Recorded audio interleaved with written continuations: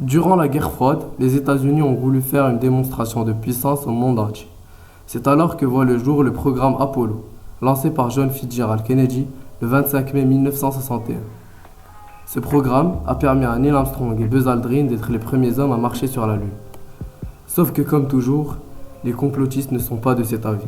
Et c'est alors qu'est née la théorie du complot sur le programme Apollo, aussi appelé Moon Hoax.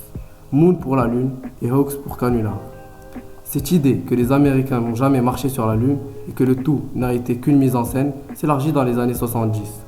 À cette époque, il y a un climat de méfiance avec le gouvernement vis-à-vis du scandale Watergate.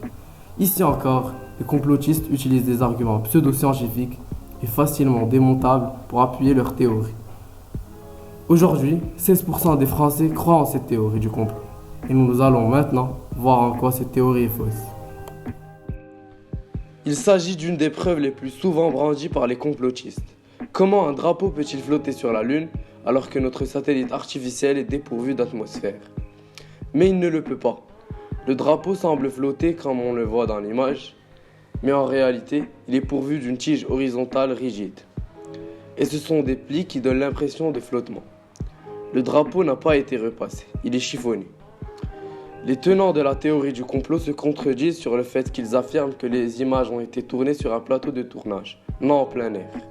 Quand personne ne touche le drapeau, il reste immobile comme le montre l'image. Pourquoi le drapeau n'a pas d'ombre?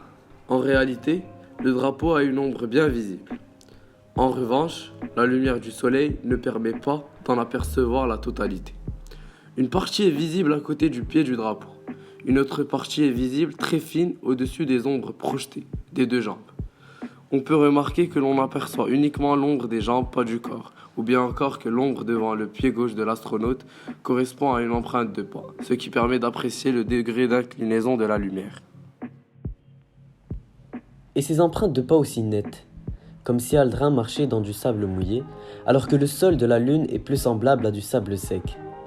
Cette photo a fait le tour du monde, celle d'une empreinte de pas très marquée et particulièrement nette, qui ressemble à une trace de pied dans du sable mouillé, alors même que le sol de la Lune ressemble davantage à du sable sec.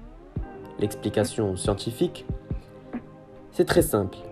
Le sol lunaire se constitue de régolithes, une poussière très fine générée par les impacts incessants des météorites. Sa substance se rapproche davantage de la cendre volcanique que du sable, d'où l'empreinte si marquée, également favorisée par l'absence d'atmosphère. En voilà une autre preuve inventée de toutes pièces, à partir d'un constat. L'absence d'étoiles dans le ciel lunaire interroge. Ne devrait-elle pas y être encore plus visible que depuis la Terre? En fait, non. La mission Apollo 11 s'est déroulée en plein jour lunaire, sous forte exposition solaire. Les étoiles dans l'espace, c'est dans les films de science-fiction, s'amuse François Forguet, astrophysicien et directeur de recherche au CNRS. Le sol lunaire est éclairé par un soleil très puissant, qui n'est pas atténué par les nuages ou l'atmosphère, un peu comme un soleil éblouissant en plein désert, poursuit-il. Ni l'œil humain, ni un appareil photo n'ont la sensibilité suffisante pour distinguer les étoiles. C'est un peu comme un stade de foot éclairé la nuit. La lumière est si forte qu'on voit la pelouse et les joueurs, mais pas les étoiles. Pour les complotistes, tout se cache dans les détails. Sur une des photos de la NASA, on croit apercevoir la lettre C sur une des roches lunaires. C'est ici la preuve que tout cela a été tourné en studio. L'explication de la NASA, un poil ou un cheveu qui se serait glissé sur le cliché pendant le développement, car ce C n'apparaît pas sur la pellicule originale. Les complotistes se sont toujours posé cette question.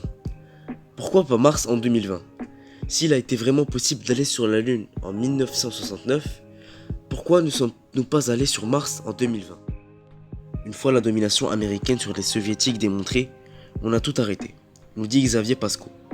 En 1965, le budget de la NASA a atteint 4% du budget fédéral américain, soit 8 à 10 fois plus que son budget actuel. Et François Frouget nous dit qu'au début des années 1970, ce budget fut à nouveau divisé par 8. Puis, la NASA s'est entichée d'une illusion, un système d'accès à l'espace peu cher, la navette spatiale. Mais le budget s'est relevé bien trop élevé. Et ceci a causé à la coupure des autres projets dû au manque d'investissement. Après le traumatisme de la fusée Challenger, l'arrivée de nouvelles exigences de sécurité avec de nouvelles mises en normes technologiques ont encore augmenté le coût d'un vol spatial habité. En conclusion, retourner sur la Lune en 2020 est finalement presque aussi difficile qu'en 1969, résume Xavier Pasco. Il est donc encore plus difficile d'aller vers Mars. Les complotistes ont un autre argument, celui de la dangerosité de cette expédition. En effet, l'expédition lunaire prévoit la traversée de la ceinture de Van Allen, une zone à la sortie de l'atmosphère terrestre contenant une telle densité de particules énergétiques que les astronautes n'auraient pu survivre à cette radiation. Or, d'après la NASA, les combinaisons spatiales portées par les astronautes les protégeaient et la traversée n'a duré que quelques heures, ce qui a limité l'irradiation. Or, là où les complotistes ont raison, c'est que ces expéditions étaient bien plus dangereuses que celles menées aujourd'hui. Lors de la mission Apollo 13 d'avril 1970, un accident qui fait prononcer à l'astronaute Jack Swigger ces mots célèbres « Houston, we had a problem » aurait pu coûter la vie à l'équipage. Aller sur la Lune était une mission d'intérêt national qui justifiait tous les risques, rappelle Xavier Pasco, auteur du Nouvel Âge spatial. En 1986, pour la première fois, une astronaute non professionnelle fait partie de l'équipage de la navette Challenger, l'institutrice Krista McAuliffe. Quelques secondes après le décollage, la navette se désintègre devant des millions de téléspectateurs, emportant la vie des 7 astronautes. Un vrai traumatisme pour les Américains qui pousse la NASA à limiter ses expéditions à haut risque. Comme on a pu le constater, la théorie du Moonhoax est fausse et fait partie des théories du complot, car elle possède plusieurs caractéristiques comme, premièrement, celle de opposer des versions officielles de la NASA.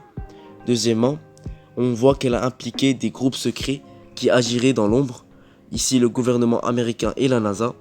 Et enfin, ces arguments sont fondés sur des amalgames et sur des manques de connaissances.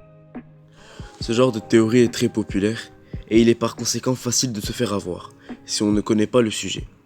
Il faut donc faire très attention à ce qu'on lit sur internet et il ne faut pas être naïf.